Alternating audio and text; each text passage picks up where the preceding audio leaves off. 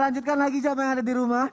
Jamaah pernah dengar nggak katanya di bulan Muharram ini juga nih Nabi Musa bersama pengikutnya itu diselamatkan dari kejaran Fir'aun dan para pengikutnya yang zolim.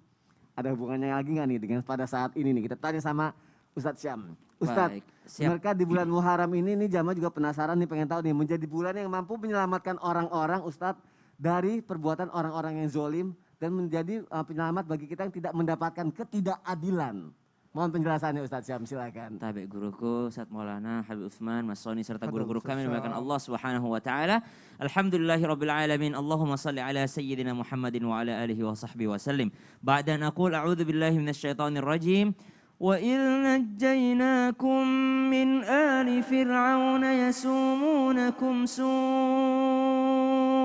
'adzabi yudhabbihuna يذبحون أبناءكم ويستحيون نساءكم.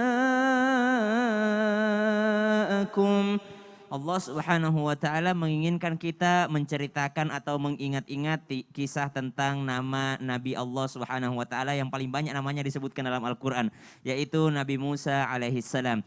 Yang mana Nabi Musa alaihissalam kata ayat tadi diselamatkan oleh Allah Subhanahu wa taala dari kejahatan Firaun.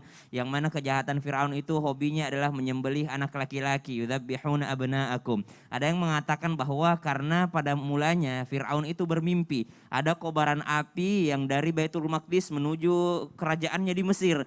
Maka Fir'aun bertanya kepada para ahli ta'wil mimpi yang berada di sampingnya, apa nih arti mimpi saya nih? Oh ternyata nanti akan ada seorang anak laki-laki yang akan mengambil alih kerajaannya, mengambil alih kekuasaannya atau meruntuhkan kerajaan Fir'aun. Namun ternyata ada juga yang mengatakan secara logika sebenarnya Fir'aun itu ahli politik.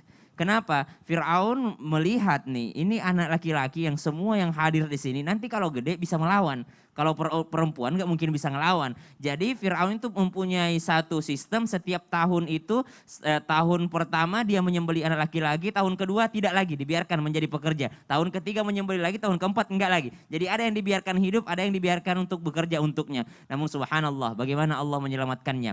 Nah pada satu riwayat disebutkan ternyata juga pada 10 Muharram atau hari Ashura, Nabi Musa alaihissalam bersama pengikutnya diselamatkan oleh Allah Subhanahu wa taala. Dalam surah Yunus disebutkan doanya, Rabbana la taj'alna fitnatan lil qaumil zalimin wa najjina bi rahmatika minal qaumil kafirin. Ya Allah, jangan kau jadikan aku ini sarang fitnah dari orang-orang zalim dan dari orang-orang kafir dengan rahmatmu ya Allah. Pertanyaannya, apakah bisa menjadi Muharram ini juga terselamatkannya kita daripada segala macam mara bahaya?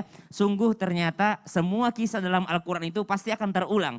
Terulang seperti apa? Kezaliman-kezaliman yang ada, ketidakadilan yang ada, bencana alam yang terjadi, kerusakan-kerusakan alam yang terjadi. Pada masa Fir'aun juga kerusakan alam itu terjadi karena zalimnya Fir'aun. Mungkin di zaman kita juga ada kerusakan-kerusakan alam yang dilakukan oleh oknum-oknum yang merusak hutan lah, yang merusak inilah. Maka Allah Subhanahu wa taala bisa saja menyelamatkan kita di bulan Muharram. Apalagi kalau kita berdoa seperti yakinnya Nabi Musa alaihi salatu wassalam kepada Allah Subhanahu wa taala. Bagaimana tidak ada kemungkinan lagi kalau Nabi Musa maju ketemu laut, kalau Nabi Musa mundur ketemu tentara Firaun. Maka Nabi Musa alaihissalam mengatakan, saya yakin Allah tidak pernah meninggalkan saya. Ketika Allah sudah bersama saya, maka diperintahkan Nabi Musa alaihissalam untuk membelah lautan dengan tongkatnya, sesuatu yang mustahil tapi bisa dilakukan karena kekuatan Allah. Masya Allah, terima kasih Ustadz Syam. Siap, Mas Terima Soni. kasih untuk penjelasannya.